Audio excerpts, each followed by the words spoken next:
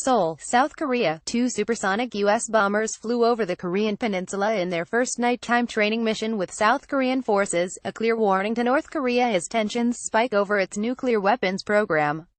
The show of force happened Tuesday as President Donald Trump met with his national security team to discuss options for dealing with the growing threat from the north.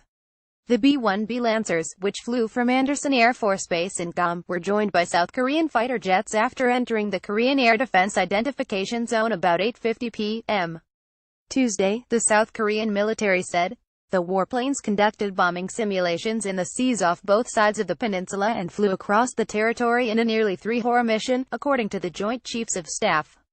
The Pacific Air Force said the bombers, assigned to the 37th Expeditionary Bomb Squadron, also trained with Japanese fighter jets on Tuesday, making this the first time the Lancers have conducted combined training with the Allied nations at night.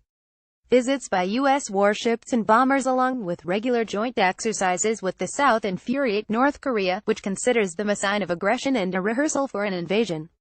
North Korea watchers have been on alert for a possible provocation by the communist state in the days surrounding a key holiday Tuesday to mark the founding anniversary of its ruling party.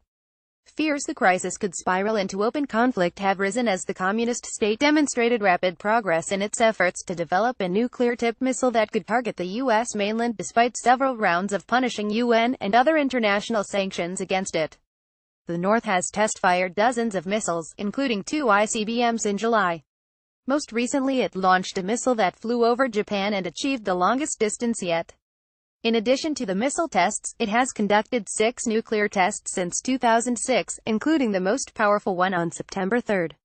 The Air Force said Tuesday's overflight demonstrated how U.S. military forces are always ready to defend the American homeland and how the U.S. stands resolutely with Japan and South Korea to honor their unshakable alliance commitments to safeguard security and stability. Separately, the Navy said a U.S. submarine that is capable of firing Tomahawk cruise missiles and torpedoes made a port call Saturday at the U.S. base in the South Korean city of Chinhae. The 360-foot-long USS Tucson, which is home-ported at Pearl Harbor, arrived as part of its deployment to the region, a Navy statement said. It also stressed that the crew of about 150 operates with a high state of readiness and is always prepared to tackle any mission that comes their way. The Korean-American relationship is very important and our visit to Chinhae gives us the opportunity to strengthen the outstanding relationship that exists between the U.S. and South Korea, said CMDR. Chad Hart, commanding officer. The United States frequently deploys bombers and other strategic assets to the Korean Peninsula to show off its military might in a warning to the North, which has test-fired dozens of missiles over the past year and a half. Late last month, the Air Force sent 2 B-1Bs over international waters close to the northeast coast. A South Korean presidential official said Tuesday's operation was part of a recently agreed-upon rotational deployment of U.S. military assets to the peninsula, according to the Yonhap news agency. Trump has responded with a series of bellicose statements, prompting a war of words with Pyongyang, which in turn has threatened to shoot U.S. bombers out of the sky and fire missiles into the waters near Guam. The White House said Trump met with members of his national security team on Tuesday to discuss the growing threat from the north. The briefing and discussion focused on a range of options to respond to any form of North Korean aggression or, if necessary, to prevent North Korea from threatening the United States and its allies with nuclear weapons, it said without elaborating. Trump will travel to South Korea as part of a visit to the region that will take place from November 314 and will include stops in Japan, China, Vietnam, the Philippines and Hawaii.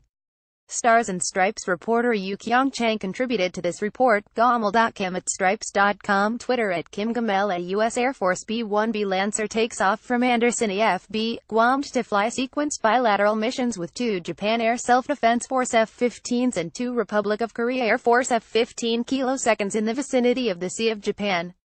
This mission marks the first time U.S. Pacific Command B-1B Lancers have conducted combined training with JASDF and ROKAF fighters at night, demonstrating our increasing combined capabilities. Jacob SKOVOUS. Air Force photo.